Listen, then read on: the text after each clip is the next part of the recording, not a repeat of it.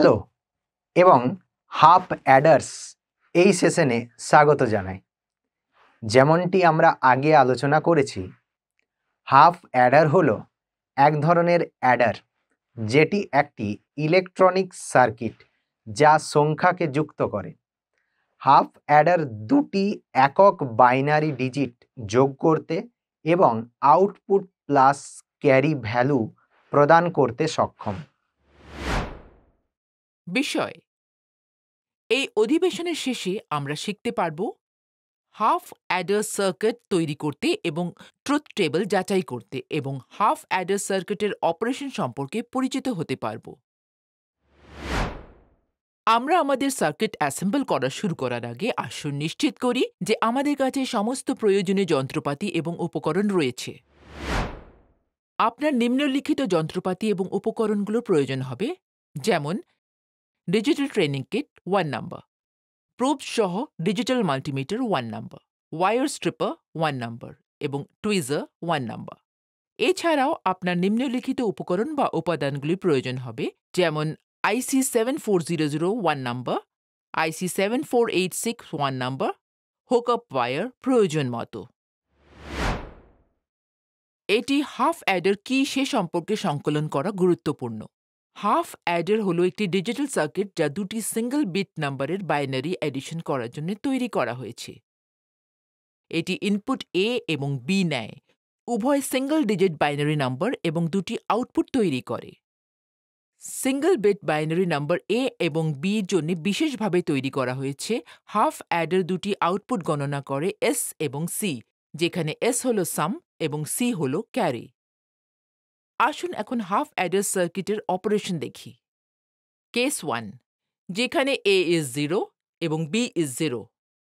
Binary addition অনুসারে সাম 0 থাকে এবং নিম্ন অর্ডার বিটগুলি থেকে কোনো উৎপাদন না থাকায় কোনো ক্যারি বিট তৈরি হয় না। তাই এস ইজ 0 এবং C is 0। Case 2, A is 0 এবং বি ইজ 1। এর ফলে সাম আউটপুট ক্যারি ছাড়া 1 হয়ে যায়। একক সক্রিয় বিট সরাসরি সামে চলে যায়। তাই এস ইজ 1 এবং C is 0। Case 3, A is 1 and B is 1। এখানে সাম 1 থাকে, কোনো ক্যারি বিট জেনারেশন নেই। তাই S is 1 এবং C is 0। Case 4, A is 1 and B is 1।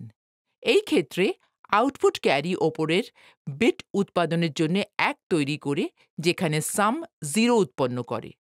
তাই S is 0 এবং C is 1। এই ট্রুথ টেবিল হাফ অ্যাডারের বিভিন্ন ক্রিয়াকলাপের সংক্ষিপ্ত বিবরণ দেয়। আসুন এখন আইসিস ব্যবহার করে হাফ অ্যাডার সার্কিট নির্মাণ এবং পরীক্ষা করার পদ্ধতিটি দেখি। এতে নিম্নলিখিত স্টেপগুলি আছে, সেগুলো হল: স্টেপ 1, উপাদানগুলি পরীক্ষা করুন এবং ব্রেডবোর্ড সেট আপ করুন।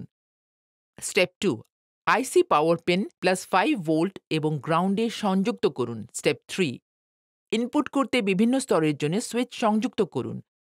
স্টেপ 4, রেজিস্টারের সাহায্যে একটি এলইডির সাথে আইসির উভয় আউটপুট সংযুক্ত করুন।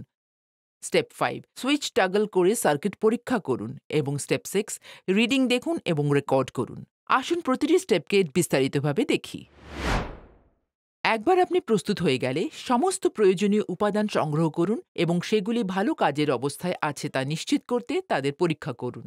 এর মধ্যে 7400 এবং 7486 আইসি দুটোই breadboard, power supply, toggle switch, resistors এবং এলইডি অন্তর্ভুক্ত রয়েছে।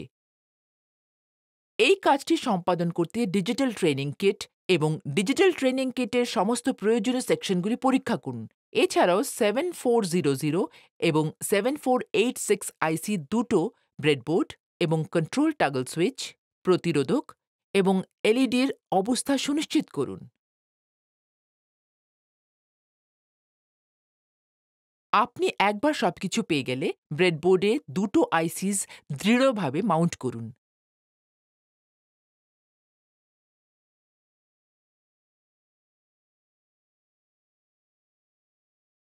আপনি রেফারেন্সের জন্য সার্কিট ডায়াগ্রাম ব্যবহার করতে পারেন।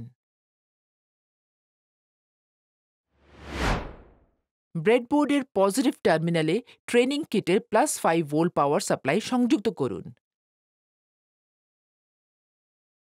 এরপরে উভয় আইসি এর 14th পিন +5 ভোল্ট পাওয়ার সাপ্লাইয়ের সাথে সংযুক্ত করুন।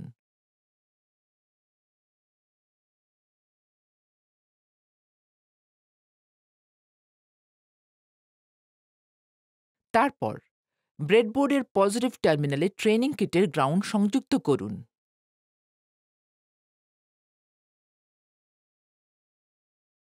এরপর নিশ্চিত করুন উভয় আইসির পিন নাম্বার 7 গ্রাউন্ডের সাথে সংযুক্ত।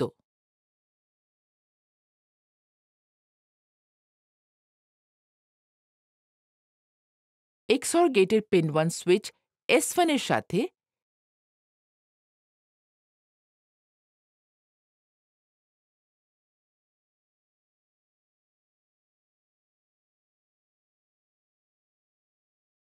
এবং XOR গেটের পিন 2 সুইচ S2 এর সাথে যুক্ত করুন।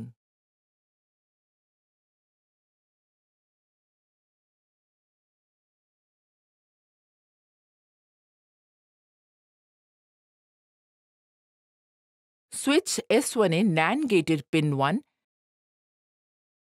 এবং সুইচ S2 এ NAND গেটের পিন 2 যুক্ত করুন। XOR গেটের আউটপুট 7486 আইসির পিন 3 সাম দেয়। XOR গেটের আউটপুট পিন 3 একটি এলইডি ইন্ডিকেটরের সাথে সংযুক্ত করুন, এটি আপনাকে সাম দেবে। ক্যারি পেতে প্রথম NAND গেটের আউটপুট 7400 আইসির পিন 3 দ্বিতীয় NAND গেটের ইনপুটের সাথে সংযুক্ত করুন 7400 আইসির 4 এবং 5 পিন। আইসি 7400 পিন 3 এবং পিন 5 ইন্টারকানেক্ট করুন। দ্বিতীয় গেট NAND গেটের আউটপুট পিন 6 থেকে নেওয়া হয়েছে এবং এলইডি ইন্ডিকেটরের সাথে যুক্ত করা হয়েছে, এটি আপনাকে ক্যারি দেয়।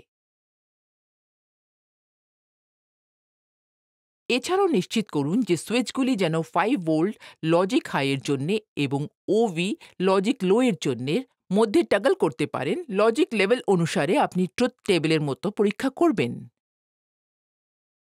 পাওয়ার আপ করার আগে আপনি আপনার অ্যাসেম্বল গেট সার্কিট চেক করে নিন।